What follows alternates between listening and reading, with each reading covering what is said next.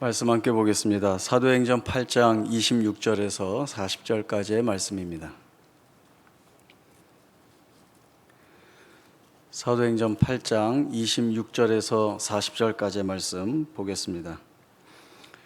주의 사자가 빌립에게 말하여 이르되 일어나서 남쪽으로 향하여 예루살렘에서 가사로 내려가는 길까지 가라 하니 그 길은 광야라.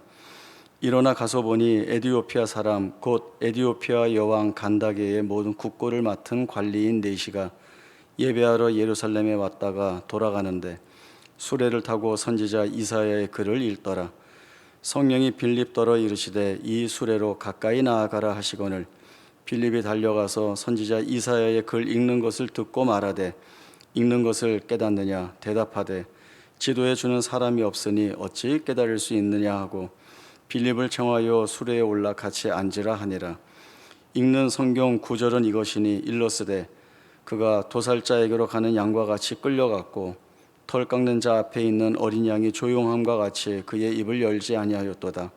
그가 굴욕을 당했을 때 공정한 재판도 받지 못하였으니 누가 그의 세대를 말하리요. 그의 생명이 땅에서 빼앗김이로다 하였거늘 그 내시가 빌립에게 말하되 청컨대 내가 묻노니 선지자가 이 말한 것이 누구를 가리킴이냐 자기를 가리킴이냐 타인을 가리킴이냐. 빌립이 입을 열어 이 글에서 시작하여 예수를 가르쳐 복음을 전하니 길 가다가 물 있는 곳에 이르러 그 내시가 말하되 보라 물이 있으니 내가 세례를 받음에 무슨 거리낌이 있느냐. 이에 명하여 수레를 멈추고 빌립과 내시가 둘 다 물에 내려가 빌립이 세례를 베풀고 둘이 물에서 올라올새 주의 영이 빌립을 이끌어간지라. 내시는 기쁘게 길을 가므로 그를 다시 보지 못하니라. 빌립은 아소도에 나타나 여러 성을 지나다니며 복음을 전하고 가이사랴에 이르니라. 아멘. 사마리아에서 복음을 전한 빌립이 이제 주의 사자의 명을 받게 됩니다. 광야로 내려가라 라고 하는 말씀을 들었습니다. 주의 사자가 명하신 일이니 그 광야에 가게 되면 빌립은 반드시 그가 해야 할 일이 있을 것입니다. 어떤 일인지 분명하지 않지만 주의 사자의 명령이므로 이 빌립이 광야로 내려가게 됩니다. 누가는 이 빌립이 광야에 내려가서 만난 사람에 대한 몇 가지 설명을 주고 있습니다. 첫 번째로 그는 에디오피아 여왕 간다게의 모든 국고를 맡은 네시라고 밝히고 있습니다. 여기에서 간다게는 그 여왕의 이름이 아니라 에디오피아 여왕을 통칭할 때에 뜻하는 말입니다. 애굽의 왕을 바로라고 하고 그리고 블레셋의 왕을 아비멜렉이라고 부르는 것과 같습니다. 두 번째로 그는 예루살렘에 예배 드리러 왔다가 이제 예배를 다 드리고 본국으로 수레를 타고 돌아가는 중이라고 말하고 있습니다. 에디오피아 사람이 예루살렘에까지 예배를 드리러 왔다라고 하는 이 말을 통해서 그는 유대교로 개종한 자이고 또 유대교 규례가 명령하는 바를 지키기 위한 그 신앙적 열심이 대단한 경건한 사람이다라고 하는 것을 이 말 속에서 알 수 있습니다. 그냥 자기 나라에서 예배 드리면 편할 텐데 왕복 수개월이 걸리는 이 길을 오고 갔다라고 하는 것은 그가 얼만큼 그 믿는 바 신앙에 신실한 사람인가라고 하는 것을 여실히 드러냅니다.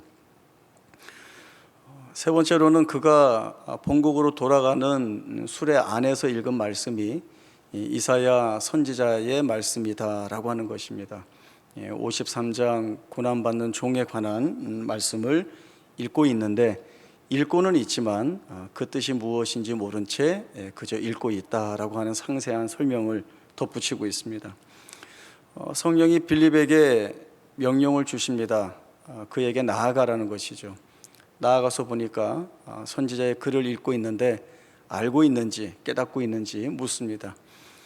지도하는 사람이 없으니 모른다 이렇게 솔직한 말을 듣고는 청하여서 이 선지자가 말하고 있는 것이 도대체 누구를 가리키는 것이냐라고 묻습니다. 도살자에게 가는 양처럼, 또 털 깎는 자 앞에서 조용한 것처럼 이 사람이 자기를 가리키는 건지 아니면 다른 누구를 가르치는지를 묻습니다. 이 질문에 대해서 빌립이 복음을 전하게 되고, 이 복음을 듣고 마음이 열린 에티오피아 내시가 물 있는 곳에서 내려서 세례를 받게 됩니다. 말씀은 여기서 끝나지 않고 성령이 또 이 빌립을 이끌어서 아수도에 나타나게 하고, 구약에서는 아스돗이라고 하는 도시로 불렸죠. 여기에서 또 계속 거쳐 내려가면서 복음을 전하고 가이사랴에까지 이르렀다라고 하는 것으로 한 문단의 글을 마무리하고 있습니다. 사도행전의 저자인 누가는 데오빌로라고 하는 사람에게 이 사도행전을 써서 보내고 있습니다. 글을 써서 보낸다라고 하는 것은 이 글을 통하여서 분명하게 드러내고자 하는 목적이 있다는 것이죠. 누가가 이방인인 한 사람에게 이 사도행전의 말씀을 전하고 있는 것은 하나님께서 복음을 이제는 이방에게로 향하여 가는 일들을 하고 계시다는 것, 그리고 이 일은 전적으로 하나님께서 성령의 역사를 통하여 이루어내시는 일이다라고 하는 사실을 목적하고 있습니다. 이런 목적하는 바들을 편지 서두에 그냥 결론과 같이 확 질러놓고 하는 것이 아니라 그 최종 목적을 설명해 나가는 일에 있어서 한 단계 한 단계 의미를 드러내는 사건을 이야기하고, 또 그 사건들은 시간과 상황을 거쳐가면서 그 지닌 의미를 확대해 나가는 그러한 누가의 이 편지 쓰는 모습들을 저희들이 충분히 볼 수가 있습니다. 빌립이 사마리아에서 복음을 전한 것은 예루살렘 교회가 핍박을 받아서 흩어지게 되었을 때에 그 흩어져 도망 나온 그 자리에서 일상의 확신을 지닌 가운데에서 전하는 복음이었습니다.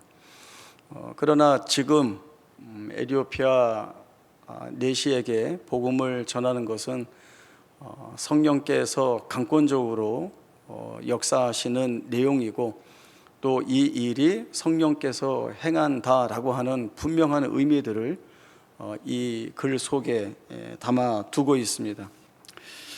물론 복음이 전파되는 모든 상황, 또 그 상황에서 일어나는 일들은 다 성령께서 주관하시고 주도하시는 것입니다.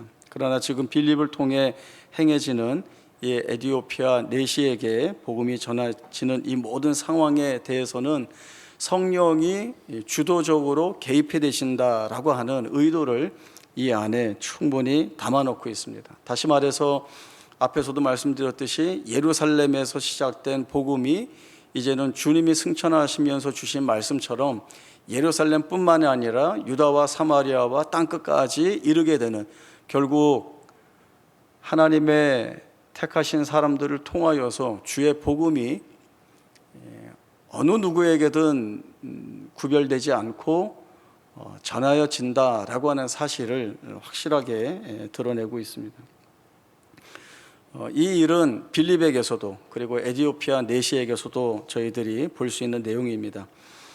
빌립은 예루살렘 교회에서 7 집사로 세움을 받아서 교회와 성도들을 섬겼고, 핍박이 있는 때에 흩어져서 사마리아에 왔고, 이 사마리아에서 복음을 증거했습니다.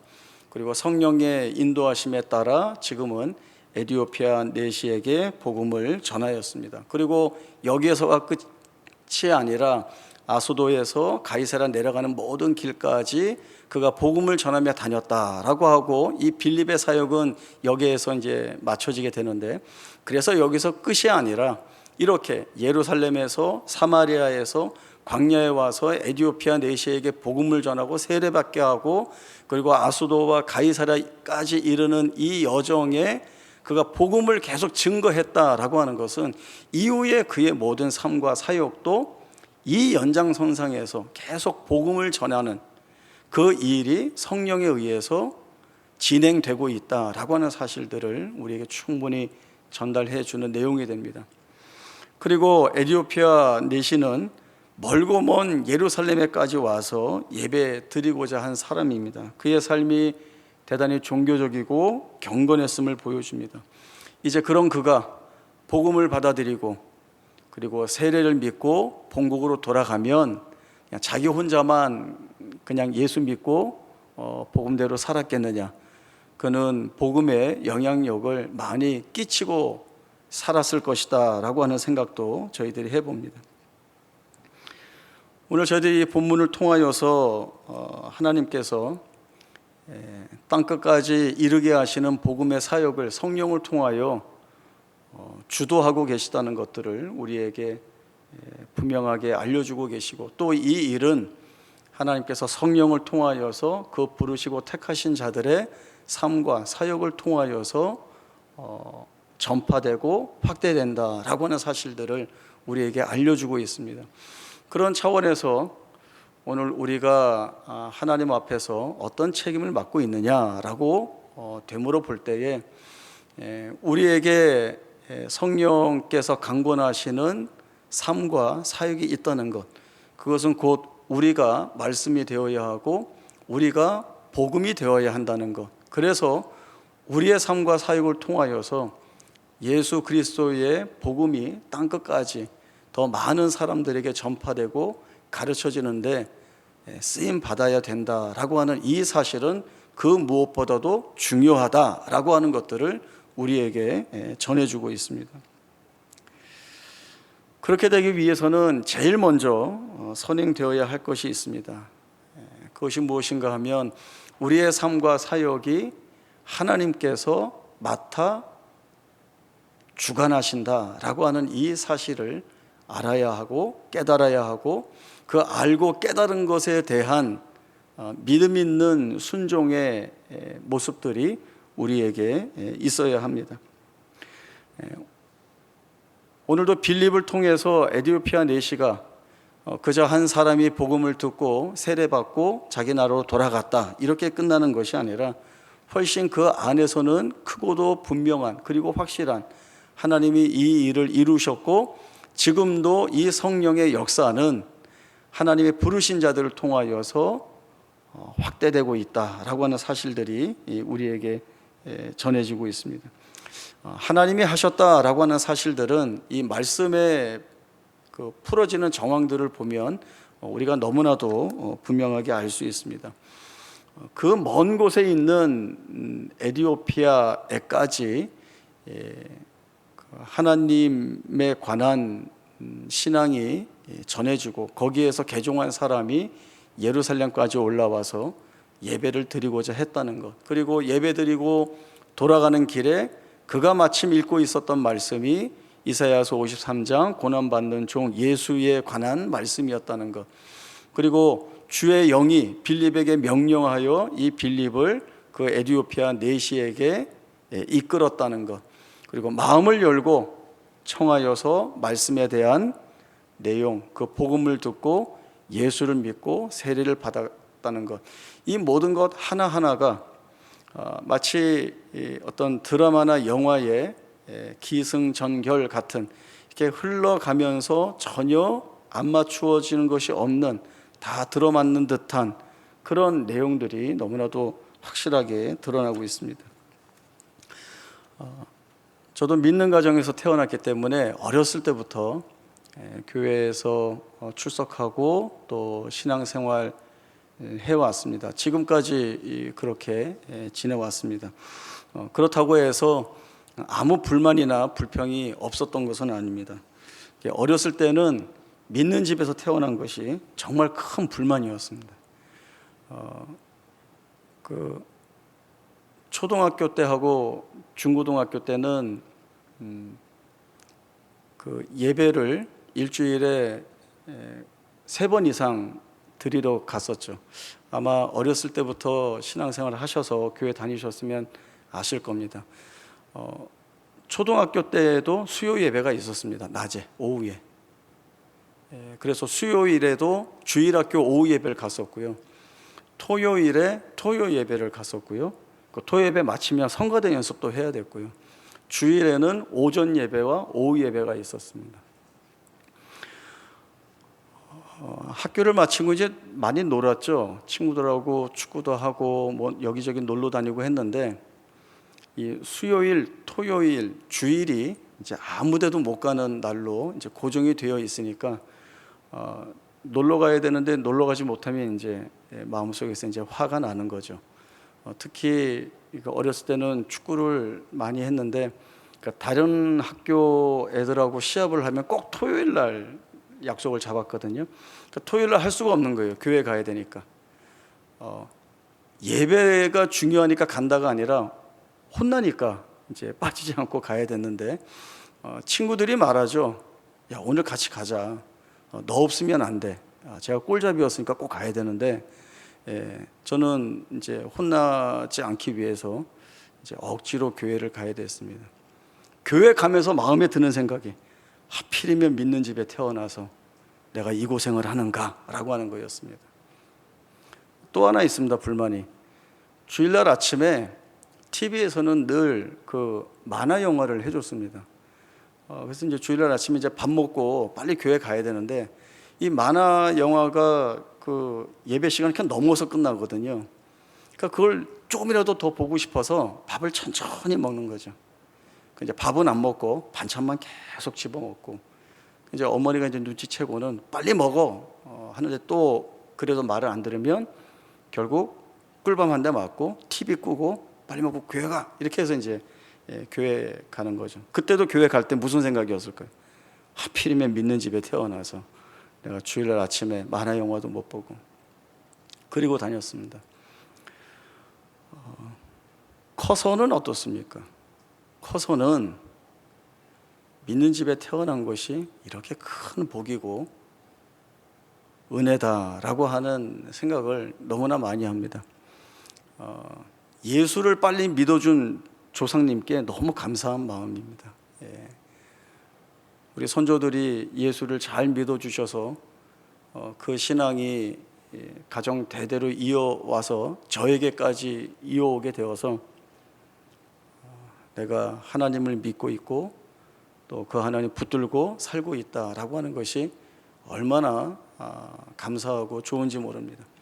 그러나 여기에서도 어렸을 때와는 좀 결이 다르지만, 그러나 여기에서도 불평과 또 불만이 하나님께 있습니다. 우리가 살아가면서 겪는 일들에 대한 이해가 있는데, 우리가 신앙적으로 생각할 때에도 어떤 사건이나 어떤 정황에 대해서 우리가 부여하는 어떤 정당성이나 합리성, 타당성, 그래서 하나님이 이렇게 하셔야 되는데 하시지 않는 것에 대한 그런 불만이 하나님 믿고 있는 사람으로서 드러날 때가 대단히 많이 있죠.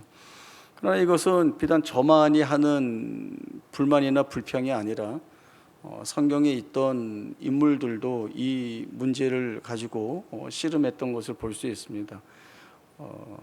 한 사람 이야기해 보면 모세이죠. 모세가 젊고 힘이 있고 능력이 있을 때에 자기 동족을 위해서 나섰지만 그때 하나님은 외면하신 것처럼 보였습니다. 아무 일도 안 하셨죠. 그리고 결국 애굽 사람 하나 때려 죽이고 들통이 나서 미디안 광야로 도망가서 40년이라고 하는 시간을 보내게 됩니다. 모세가 80이 되었을 때에야 하나님이 찾아오셔서 바로에게 가라, 이스라엘 자손을 그 애굽에서 구해내라 라고 이야기할 때 모세가 하나님께 뭐라고 얘기하는가 하면, 내가 누구이기에 가서 바로에게 말하고 이스라엘 자손을 애굽에서 끌어내겠습니까? 그것은 모세 스스로가 나는 그럴 자격이 없습니다를 이야기하고 있는 것이 아니라 하나님께 사실은 대들고 있는 것이죠. 왜 이제 와서? 라고 하는 겁니다. 왜 이제 와서?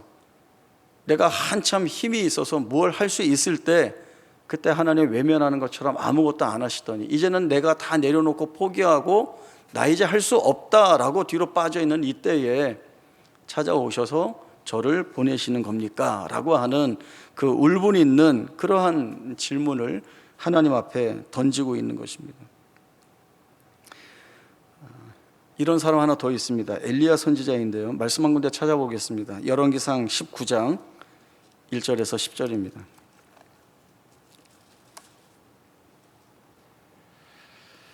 열왕기상 19장 1절에서 10절까지의 말씀 보겠습니다. 열왕기상 18장은 그 갈멜산에서 있었던 바알과 아세라 선지자들과의 대결이고 19장은 그 이후입니다. 아합이 엘리야가 행한 모든 일과 그가 어떻게 모든 선지자를 칼로 죽였는지를 이세벨에게 말하니 이세벨이 사신을 엘리야에게 보내어 이르되 내가 내일 이맘때에는 반드시 내 생명을 저 사람들 중 한 사람의 생명과 같게 하리라. 그렇게 하지 아니하면 신들이 내게 벌 위에 벌을 내림이 마땅하니라 한지라. 그가 이 형편을 보고 일어나 자기의 생명을 위해 도망하여 유다에 속한 부엘세바에 이르러 자기의 사환을 그곳에 머물게 하고 자기 자신은 광야로 들어가 하룻길쯤 가서 한 로뎀나무 아래에 앉아서 자기가 죽기를 원하여 이르되 여호와여 넉넉하오니 지금 내 생명을 거두시옵소서. 나는 내 조상들보다 낫지 못하니이다 하고 로뎀나무 아래에 누워 자더니 천사가 그를 어루만지며 그에게 이르되 일어나서 먹으라 하는지라.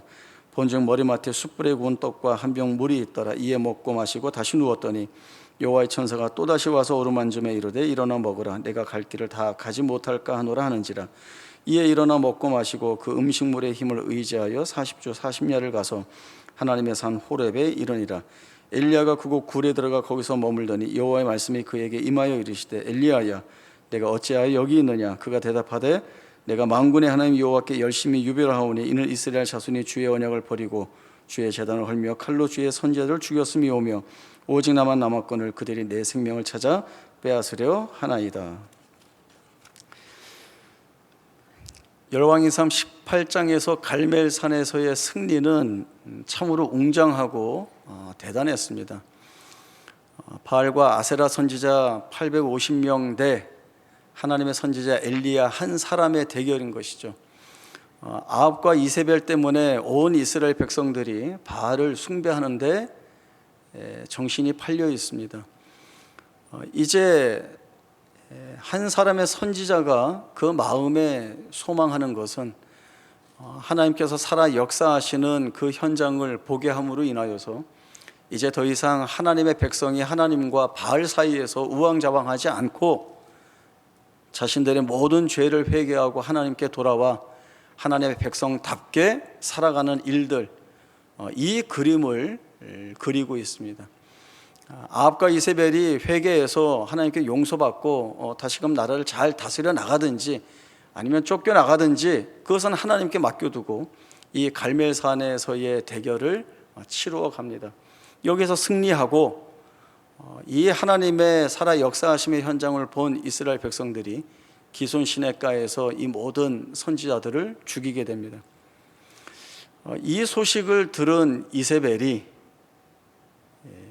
사실은 한풀 꺾이고 도망가든지 회개하든지 해야 되는데 더 서슬퍼렇게 엘리야에게 이야기를 하죠. 저 죽은 사람들처럼 너도 내일 이맘쯤 죽을 것이다. 내가 꼭 그렇게 한다. 이렇게 이야기하니까 이 한마디 말에 겁을 먹고 엘리야가 도망을 가게 됩니다. 이 도망가는 하나님의 사람에게 주의 천사가 찾아옵니다. 주의 천사의 찾아옴은 야, 너 이거밖에 안 되냐? 너 실력이 이거밖에 없어? 라고 꾸중하거나 질타하기 위한 것이 아닙니다. 만약에 그런 꾸중과 질타였다라고 한다면 하나님의 일이라고 하는 것이 한 사람의 실력과 능력에 달려 있다라고 하는 뜻일 겁니다. 그렇죠? 너 왜 실력 없어서 이렇게 망치고 도망가냐라고 하는 말이니까요. 그러나 주의 천사가 이 하나님의 사람에게 찾아와서 한 것은 어루만지는 것이었습니다. 긍휼하게 여기고 자비한 마음으로 어루만지는 것이었습니다. 그리고 기진에 있는 그에게 숯불에 구운 떡과 물을 먹고 마시게 하는 겁니다. 한 번만 하지 않습니다. 반복합니다. 그리고는 하나님 앞으로 또 밉니다. 하나님 만나러 보냅니다. 이렇게 길을 가서 엘리야 선지자가 하나님 앞에 서서 자기가 하고 싶은 이야기를 다 꺼내놓습니다. 이 엘리야 선지자는 내적 근심과 고통에 굉장히 많이 시달리고 그리고 그것으로 인하여서 괴로워한 것으로 보입니다. 내가 실패했다, 내가 못했다라고 하는 것이죠. 그리고 나 혼자만 남았음에 대한 한탄도 하나님 앞에 쏟아붓고 있습니다. 여기에서는 모세와 같은 심정이 그에게도 있는 거죠. 하나님 멋지게 보여주시더니 그 뒤가 이게 뭡니까? 라고 하는 그러한 비탄한 심정을 아뢰입니다. 그런데 이 하나님께서 그 질문을 하는 엘리야에게 주시는 말씀이 있습니다. 같은 19장 15절부터 18절까지의 말씀을 보겠습니다. 여호와께서 그에게 이르시되 너는 내 길을 돌이켜 광야를 통하여 다메섹에 가서 이르거든 하사엘에게 기름을 부어 아람의 왕이 되게 하고 너는 또 님시의 아들 예후에게 기름을 부어 이스라엘의 왕이 되게 하고 또 아벨므올라 사밧의 아들 엘리사에게 기름을 부어 너를 대신하여 선지자가 되게 하라. 하사엘의 칼을 피하는 자는 예후가 죽일 것이요 예후의 칼을 피하는 자는 엘리사가 죽이리라. 그러나 내가 이스라엘 가운데에 7,000명을 남기리니 다 바알에게 무릎을 꿇지 아니하고 다 바알에게 입맞추지 아니한 자니라. 제가 실패했습니다. 더 나아가서 하나님은 뭐 하셨습니까? 라고 하는 이 질문에 그가 한 질문에 답을 주시는 것이 아니라 하나님이 장차 행하실 일, 그 일에 대한 분명한 말씀들을 주시고 있습니다. 이 말씀들을 통하여서 하나님이 엘리사 선지자에게 주시는 말씀은 무엇입니까? 인류의 역사가 내 손 안에 있다. 내가 모든 것을 통치하고 다스린다. 내 손에서 그리고 내가 하지 않은 그 어떤 일도 너희에게는 있을 수 없다라고 하는 것을 말씀을 해주고 계십니다. 엘리야 선지자가 자기가 판단하고 자기가 볼 때에는 지금 잘 진행되어 가던 놀라운 하나님의 역사가 중단이 되고 그 중단되는 것들을 통하여서 이제 실패하고 다 망쳤다라고 그래서 도망오고 한탄하고 있는데 이거 끝 아니고 하나님의 역사가 이어지는 과정 중에 있음을 이 모든 것들을 하나님이 다스리고 계시다라고 하는 분명한 말씀들을 주시고 있는 것입니다. 이러한 말씀들을 통하여서 저희가 생각해 볼 수 있는 것들이 참 많이 있습니다. 우리는 이 하나님의 통치하시는 이 통치의 역사 속에서 내가 어떤 일을 맡고 있는가, 또 맡고 있는 그 일을 내가 어떻게 해야 되는가라고 하는 사실들입니다.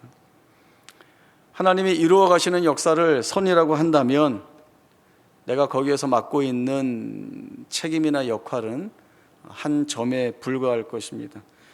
사실 길고 긴 선에서 한 점이라고 하는 것은 있는 건지 없는 건지 아니면 있어야 되는지 필요 없는지도 구분할 수 없는 지극히 미약한 것에 지나지 않습니다.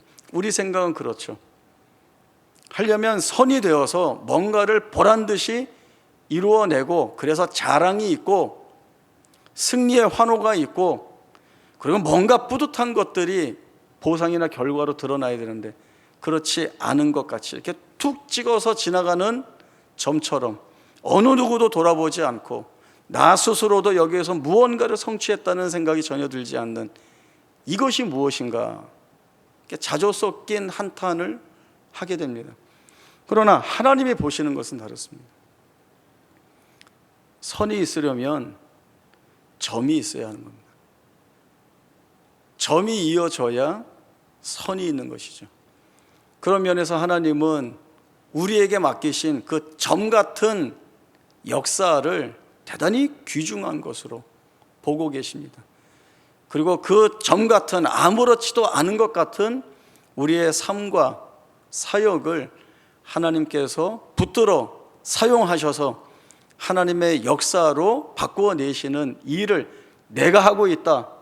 그러니 너희는 두려워할 필요 없다라고 하는 사실을 구약의 역사, 신약의 역사 속에서 우리에게 말씀을 해주고 계시는 것입니다.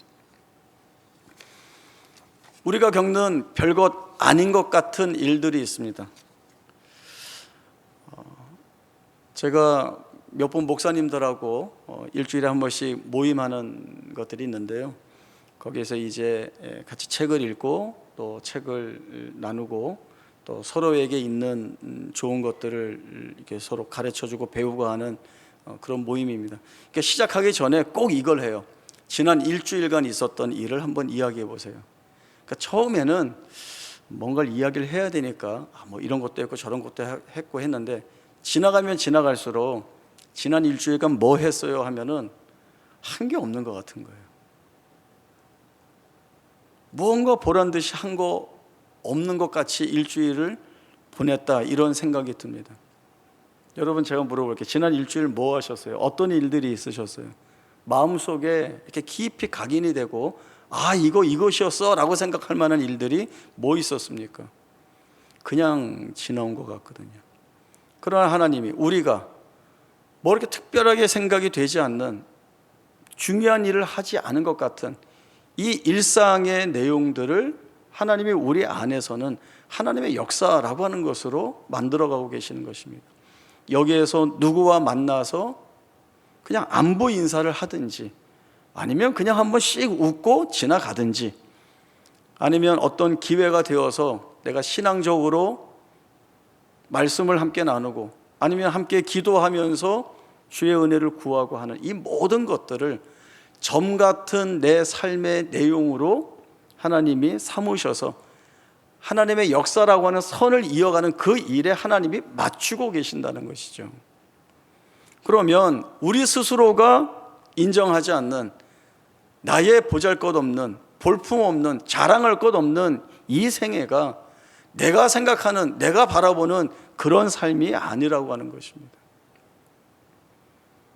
하나님이 들어 사용하시는 하나님의 역사가 내 삶이다라고 하는 것이 사도행전이 성령의 역사임을 증거하면서 복음이 땅끝까지 전파되어 가는 그 일에 이름이 드러나서 쓰임받는 사람, 이름이 가려져 쓰임받는 사람, 한 번이라도 이름이 드러난 사람, 한 번이라도 이름이 드러나지 않는 사람들의 삶을 통하여서 이 안에 다 녹여서 하나님이 그 일을 해가신다는 것이죠.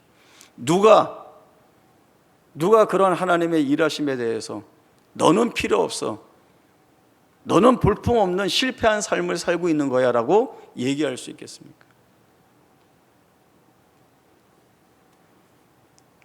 우리가 별것 아닌 것 같은 길을 가는 그 실패와 절망의 길을 가지만 하나님께서 여기에 은혜를 담아주시죠. 저희가 이런 이야기 많이 했습니다. 기독교는 한 번도 환영을 받은 적이 없습니다. 늘 어디에서든 반대와 오해를 받고 수치와 멸시의 대상이었습니다. 지금도 마찬가지입니다. 그러나 우리가 생각하는 기독교라고 할 때는 뭘 얘기합니까? 세상이 반대하고 오해하고 수치하고 멸시의 대상으로 삼는 우리인데, 우리는 뭐라고 얘기합니까? 하나님이 은혜를 담아주셔서 하나님께 얼마나 감사한지 몰라. 우리에게는 은혜와 감사가 끊이지 않고 넘쳐나고 있습니다. 그 증거가 하나님이 일하고 계시다, 하나님이 일하시기에 우리에게 은혜가 은혜로 고백되고 그것이 은혜이기에 우리가 감사할 수밖에 없다라고 하는 이 고백이 드러나게 되는 것입니다. 처음 가보는 길은 긴장하게 됩니다. 갈림길에 나오면 이게 어느 길이 맞는 길인가 이렇게 염려가 되죠. 잘못 가면 고생하니까 어렵습니다. 그러나 잘 아는 길을 가면서 긴장하는 사람은 없습니다.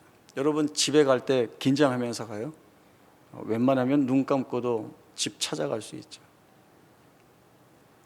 우리가 늘 가는 길이 여기입니다.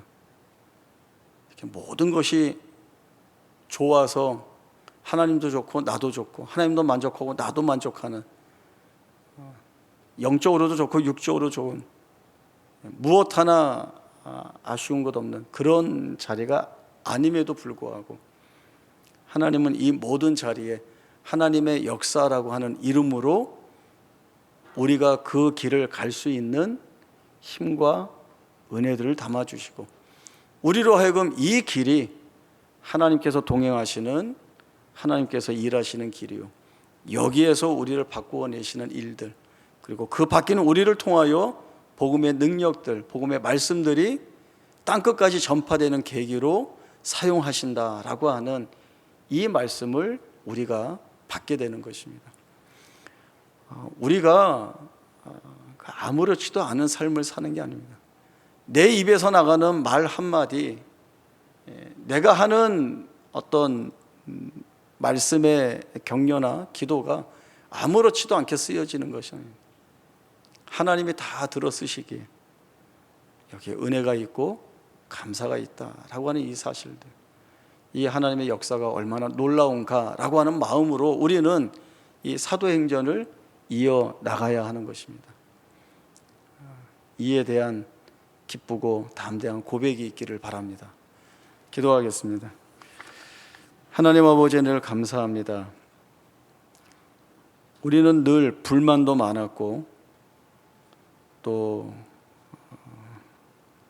의심하면서 소리도 많이 질렀습니다. 하나님 무엇 하십니까? 하나님의 역사라고 하는 것이 내 삶에서 어떻게 드러나야 합니까? 라고 하는 질문들이었습니다.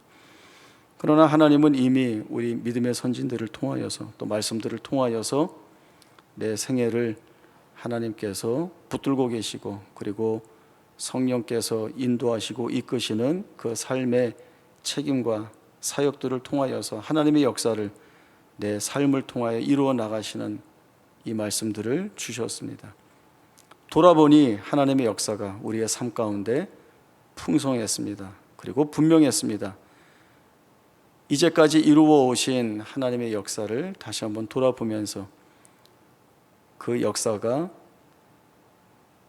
우리의 살아갈 모든 날들에 다시금 시작되는 주의 역사가 되게 하셔서 하나님 앞에 쓰임받는 인생으로, 주의 손에 붙들려 쓰임받는 인생으로, 이것이 우리에게 얼마나 큰 복인가라고 하는 사실들을 돌아보며 우리 안에 은혜 담아주신 하나님께 감사하며 이 길을 지켜나가겠다는 귀하고 복된 다짐들이 있는 생애가 되게 하여 주옵소서. 아무리 절망적인 자리에서 쓰러진다 하여도 주께서 일으켜 주실 것이고 또 가게 하실 힘을 주실 것입니다. 이 성령 하나님 의지하여 걸어나가는 이 길이 복되다는 사실 다시 한번 붙들고 가오니 사도행전의 삶을 살아내는 우리 모두가 되게 하여 주옵소서. 거룩하신 예수님의 이름으로 기도하옵나이다. 아멘.